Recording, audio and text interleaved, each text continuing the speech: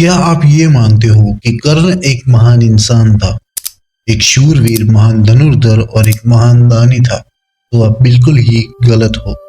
आजकल लोग बिल्कुल भी महाभारत और शास्त्र को पढ़ते नहीं।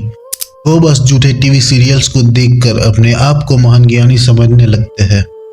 आज हम आपको बताते हैं कर्ण की सच्चाई, कि कर्ण कितना बड़ा अधर्मी और नीच इंसान था। नमस्कार दोस्तों, एक बार फिर से स्वागत है आपका मिस्टीरियस टॉक्स में।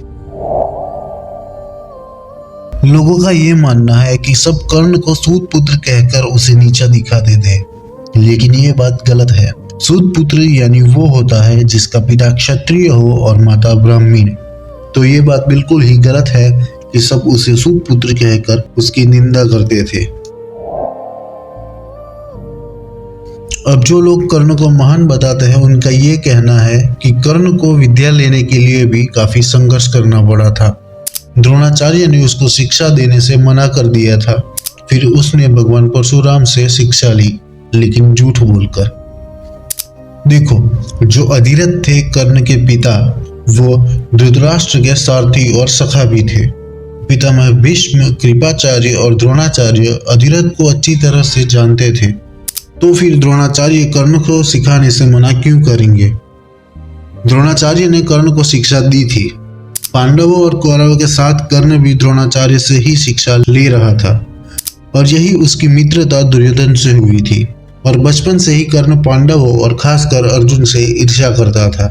पर द्रोणाचार्य ये बात अच्छी तरह से जानते थे कि कर्ण के लक्षण अच्छे नहीं है। इसलिए जब कर्ण ने द्रोणाचार्य से ब्रह्मास्त्र की शिक्षा लेनी चाहिए, तो द्रोणाचार्य ने उसे मना कर दिया, क्योंकि कर्ण उसके लायक नहीं था। फिर उसने परशुराम जी से ब्रह्मास्त्र की शिक्षा ली, ये झूठ बोलकर कि वो एक ब्राह्मण है। लेकिन जब भगवान परशुराम को इस बात का पता चला कि कर्ण ने झूठ बोलकर विद्या हासिल की, तो उन्होंने कर्ण को यह श्राप दे दिया कि वो उनकी सिखाई विद्या को भूल जाएगा जब उसे उसकी जरूरत होगी। लोगों का ये मानना है कि द्रौपदी ने कर्ण को अस्वीकार कर दिया था, ये कहकर कि मैं एक सूत पुत्र से शादी नहीं करूंगी।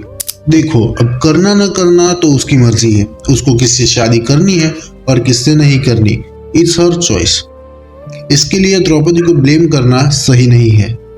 हालांकि द्रौपदी ने ये कहा ही नहीं कि मैं एक सूत पुत्र से शादी नहीं करूंगी, क्योंकि कर्ण धनुष की प्रत्यंचा चढ़ाने में असफल हुआ था। जब अर्जुन ने द्रौपदी को स्वयंवर में जीता, तो ये देख कर्ण काफी गुस्से में आ गया, क्योंकि कर्ण अर्जुन से ईर्ष्या करता था। और तभी इस नीच कर्ण ने द्रौपदी और उसके पिता द्रुपद को काफी भला बुरा सुनाया और गालियां तक बोलने लगा था। लोगों का मानना है कि कर्ण एक महान योद्धा था, लेकिन हम आज आपको बताएंगे कि कर्ण कितना बड़ा भगोड़ा था। वो कई सारे युद्ध छोड़कर या तो हार कर भाग गया था। कर्ण गुरु दक्षिणा के वक्त द्रुपद से हार कर भाग गया था। दूसरी बार कर्ण चित्रसेन से हार कर भाग गया था। विराट युद्ध में अर्जुन से 2 बार हारकर भागा था। महाभारत के 11वें दिन सात्यकी से युद्ध हारकर भागा था। महाभारत के 13वें दिन अभिमन्यु से हारकर रण छोड़कर भागा था। महाभारत के 14वें दिन भीम से हारकर रण छोड़कर वो भागा था। महाभारत के 15वें दिन फिर से सात्यकी से मार खाकर युद्ध छोड़कर भागा था। ऐसे कर्ण कई बार पूरा युद्ध लड़े बिना ही भाग जाता था। तो कर्ण कोई महावीर नहीं, एक भगोड़ा था। कहते हैं कि कर्ण को उसके कवच कुंडल के साथ हराना असंभव था, लेकिन ये बात बिल्कुल ही झूठ है। जब कर्ण का युद्ध द्रुपद से हुआ, तब उसके पास उसके कवच कुंडल थे, लेकिन फिर भी कर्ण हारा था।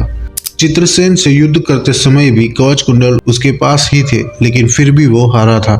गंधर्वों से युद्ध के समय भी कर्ण के पास उसके कवच कुंडल थे, और विराट युद्ध में भी उसके कवच कुंडल उसके पास ही थे, लेकिन फिर भी कर्ण बुरी तरह से हारा था। महाभारत के युद्ध में सात्यकी, भीम और अभिमन्यु ने भी कर्ण को हराया, जब उसके पास उसके कवच कुंडल मौजूद थे।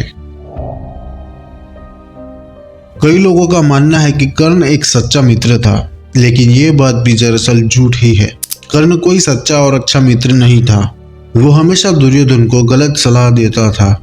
कर्ण ने कभी भी दुर्योधन को धर्म का रास्ता नहीं दिखाया। जब दुर्योधन अधर्म के मार्ग पर जा रहा था, तब कर्ण ने एक बार भी उसे रोका नहीं। पांडवों के वनवास के दौरान कर्ण ने ही दुर्योधन को उकसाया था कि पांडवों के साथ युद्ध करे अपनी पूरी सेना के साथ। लेकिन जब वो सब वन में पांडवों से युद्ध करने गए तब वहां उनका सामना गंधर्वों से हुआ और गंधर्वों ने कुरु सेना को बुरी तरह से हरा दिया था। गंधर्वों ने दुर्योधन को हरा कर बंदी बना लिया था और कर्ण भगोड़ा अपने मित्र को इस हालत में छोड़कर भाग गया था।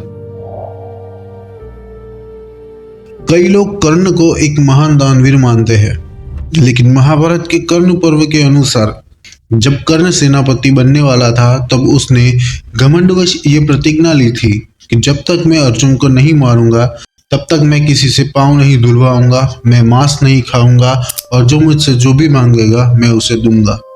कर्ण ने ईर्ष्या और घमंड में आकर ये प्रतिज्ञा ली थी। दानवीर वो होता है जिसमें दान की भावना हो, लेकिन कर्ण के अंदर ऐसा कोई भाव नहीं था। उसके लिए ईर्ष्या और घमंड ही सब कुछ था। कई लोग ये भी मानते हैं कि कर्ण ने मरते समय श्री कृष्ण को अपना दांत दिया था, जो कि सबसे बड़ा झूठ है, क्योंकि महाभारत के अनुसार अर्जुन ने अंजलि का अस्त्र का प्रयोग करके कर्ण का सिर धड़ से अलग कर दिया था, तो कर्ण कैसे ही अपना दांत श्री कृष्ण को दे सकता था। तो दोस्तों ये थी कर्ण की सच्चाई कि कर्ण कितना बड़ा अधर्मी और नीच था। दोस्तों कर्ण की ऐसी और भी बातें हैं जो हम आपको सेकंड पार्ट में बताएंगे। अगर आपको वीडियो पसंद आया तो वीडियो को लाइक शेयर जरूर करें और ऐसे ही अनसुनी अनकही और रहस्यमयी बातें जानने के लिए मिस्टीरियस टॉक्स को सब्सक्राइब करें।